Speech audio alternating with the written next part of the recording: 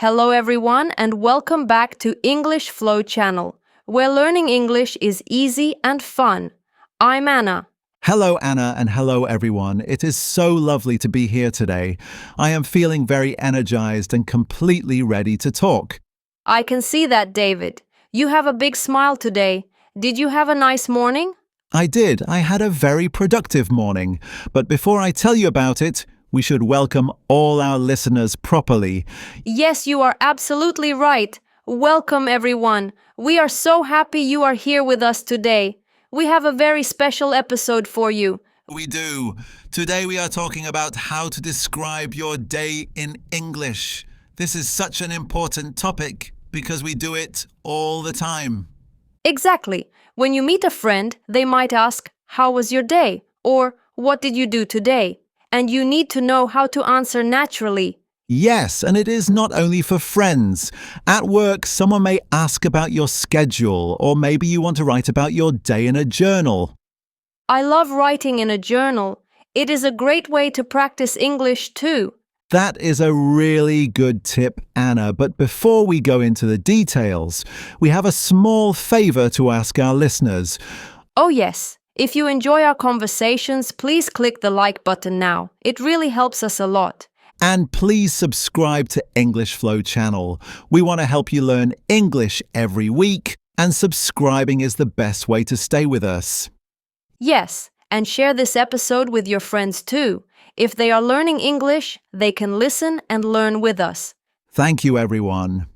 All right, Anna, let's start talking about our day. I think we should begin at the very beginning, the morning.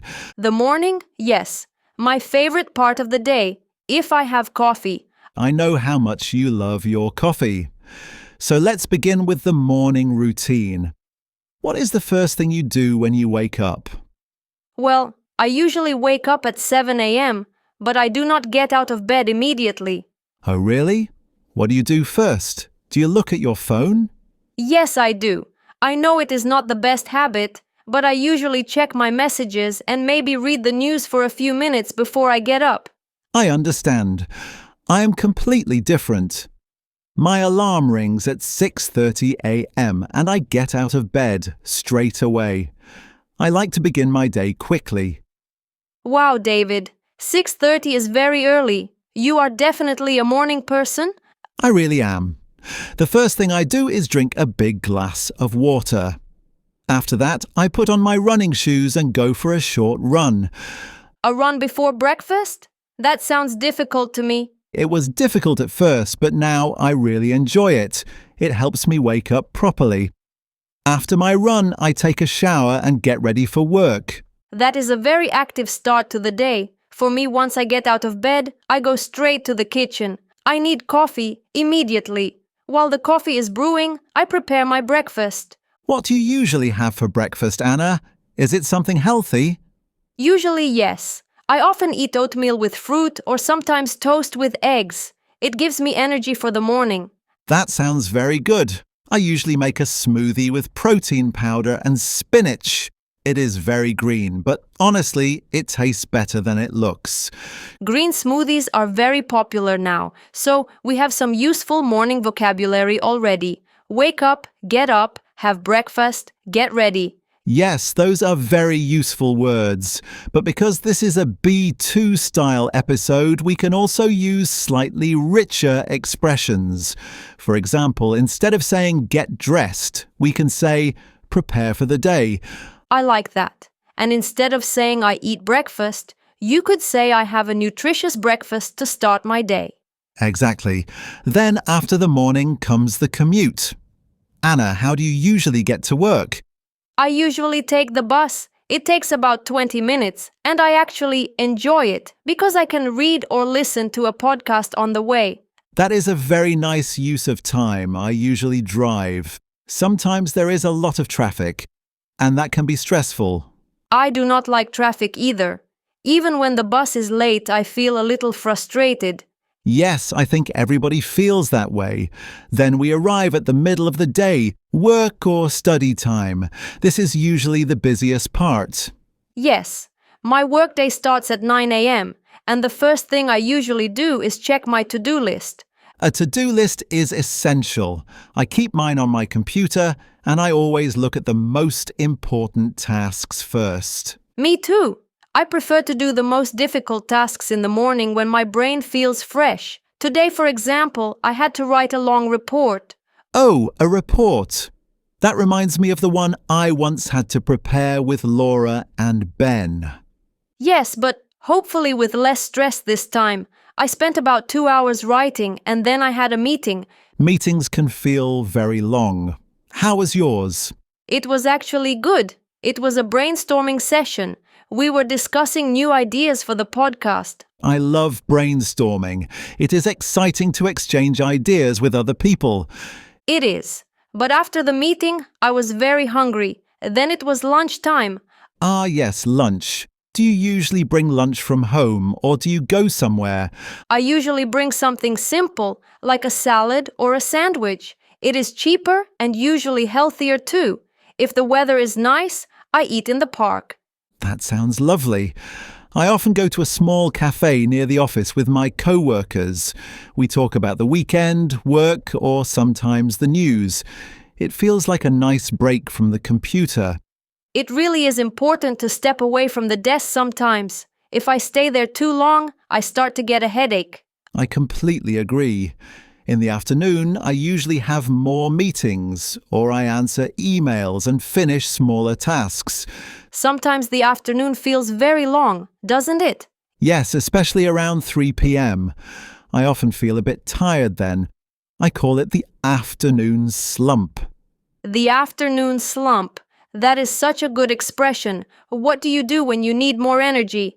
I usually stand up, stretch a little, or walk to get some water. Sometimes that helps. That is a very good idea. I usually have another coffee or maybe a small piece of dark chocolate. Coffee and chocolate. You really know how to survive the afternoon. I do my best. So, we talked about the morning and the workday. Now, let's talk about the end of the day. Yes, the part many people love most.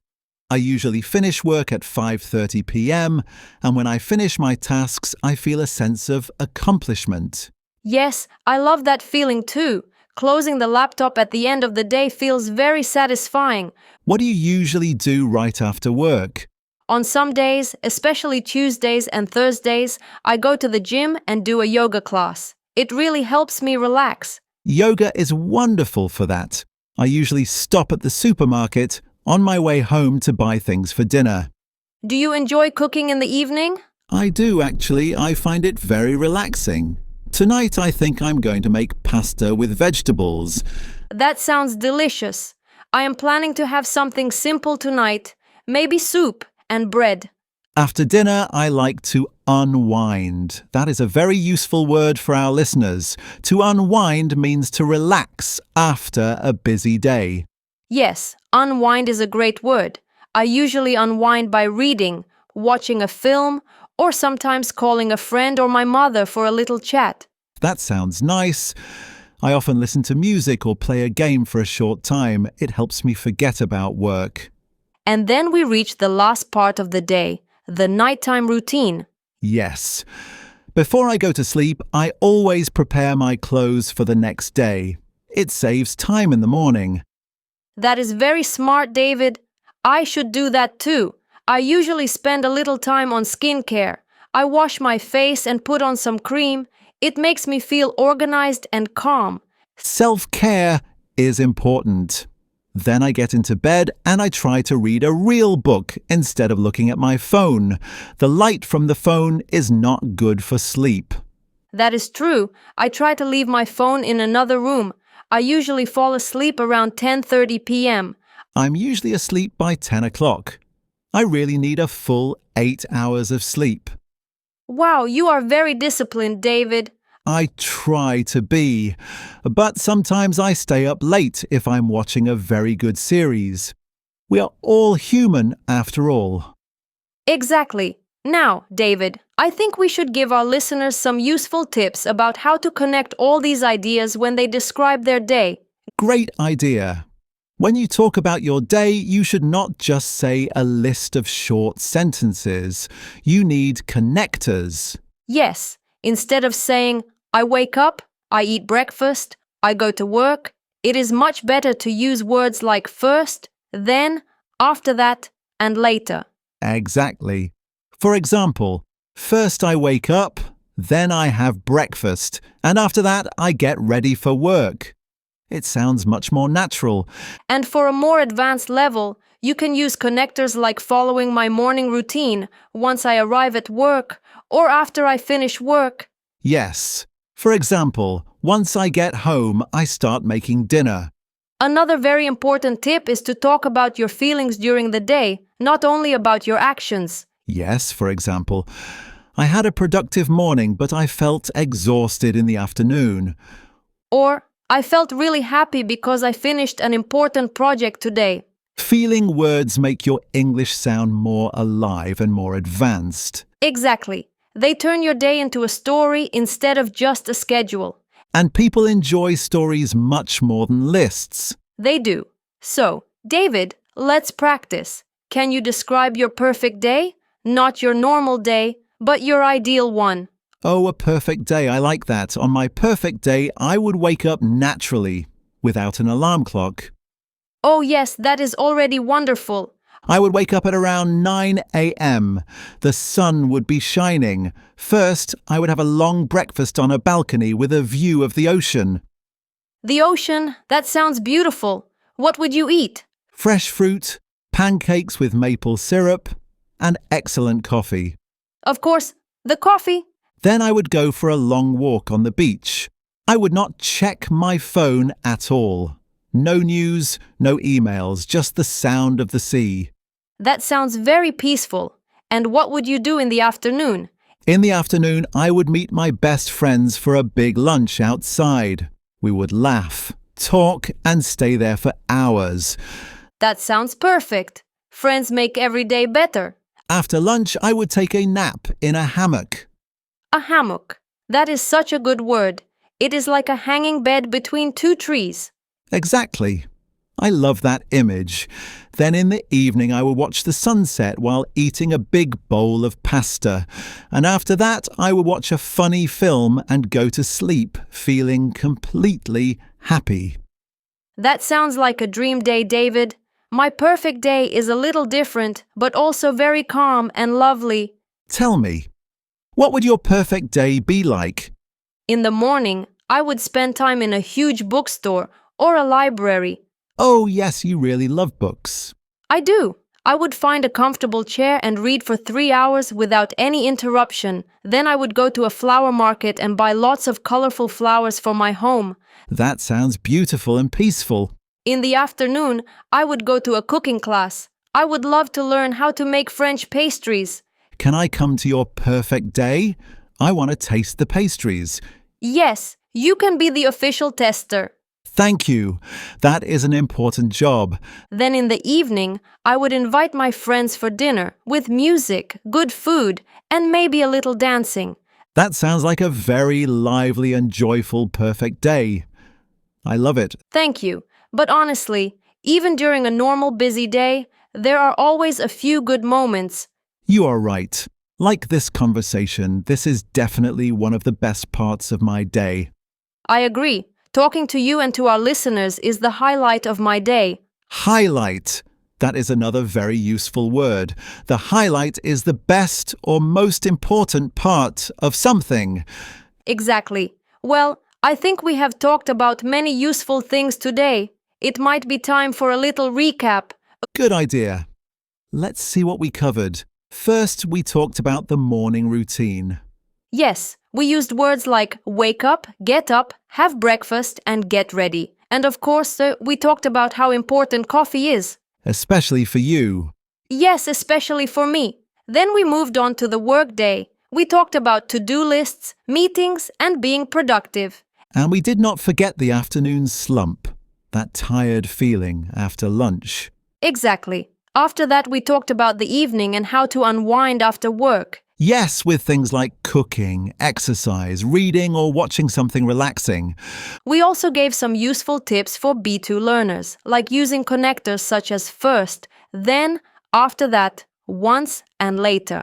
And my favorite tip was adding feelings. Do not just say what you did, say how you felt. Yes, that makes your English sound much more natural and confident.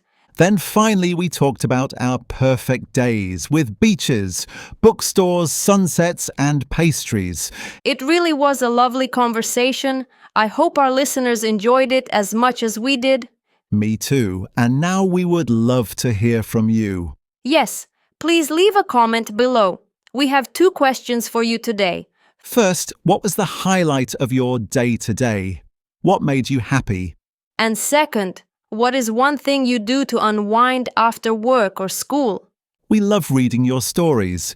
It is such a good way to practice your written English. It really is. And before we go, please do not forget to subscribe to English Flow channel. And give us a like if you enjoyed this episode. It helps other learners find us. Share this with your friends or family members who are learning English too. Let's grow our community together. Thank you so much for listening today, everyone. You are doing a great job with your English. Yes, keep practicing every day. Even 5 minutes of English can make a big difference. Well, that is all for today. I am going to go and make another coffee now. Of course you are. And I am going to check my to-do list. Goodbye, everyone. Bye-bye. See you next time.